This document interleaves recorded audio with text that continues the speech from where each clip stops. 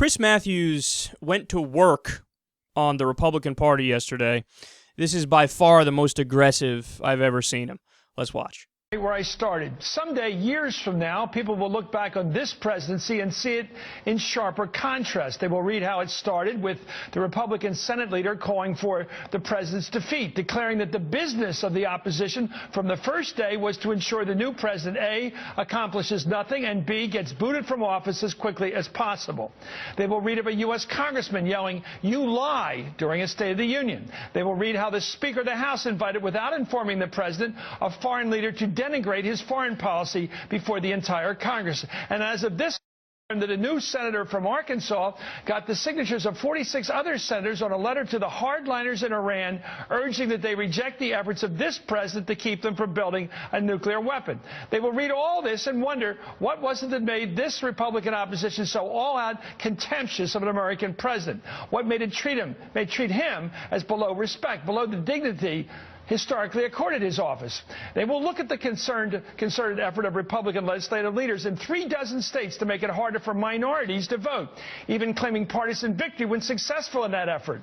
They will then look at a picture of this president, a picture of this man, and perhaps get the idea that the age of Jim Crow managed to find a new habitat in the early 21st century Republican Party.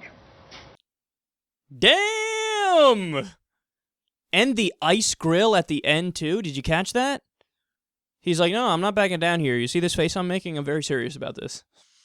Now, he's been really pissed off since the whole Netanyahu thing, where the Republicans brought in the Prime Minister of Israel to contradict everything that our president has been saying with this peace deal, these negotiations.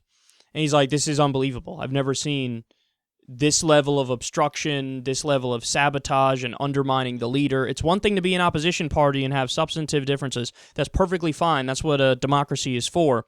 But to go this far, you've gone too far. And with this new letter to Iran, it's like, wow, man, you guys are the problem. It's that simple now. Now you're the problem. You are more of a problem than Iran themselves, because according to the IAEA, they're complying with the interim deal, and they want an actual deal. Whereas the Republicans, they don't want peace. They're saying they don't want peace. That was the whole point of the letter, is they don't want peace. But you heard his line, man, about, Jim Crow has found a new home in the Republican Party. Well, I slightly disagree with that, because it's not a new home. They've been there all along. They never left. So what I like to do is only bring up race when there's no other explanation for the reason why they're doing what they do.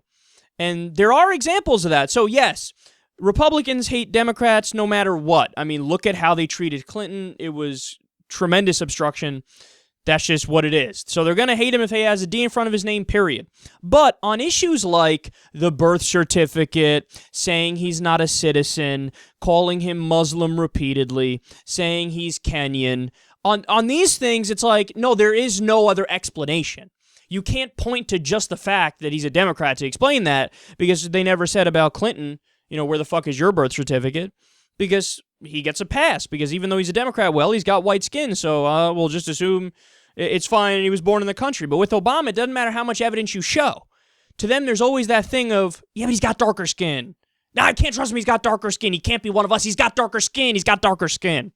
First, they showed the short form birth certificate. Then they said, that's not good. I need the long form. Then they showed the long form. Then they showed that. They said, no, that's not good. Let me see your college records. Then he showed those. No, that's not good. Then the fucking Hawaii newspaper, which had an announcement of his birth, they went into the fucking archives, dusted off the papers, and said, oh, look, here's an announcement of his birth when it happened.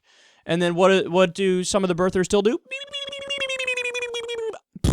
I don't believe it. I'm going to take you to court and do this and do that and do that. And me, racist? I'm the least racist person ever. Isn't it funny how whenever somebody gets caught being clearly racist, that's the first thing they say? Not only I'm not racist, it's I'm the least racist person ever. I have black friends. Bill Maher said it best. He said, I would never say that all Republicans are racist, because that's just not true. But if you are racist, you're probably a Republican.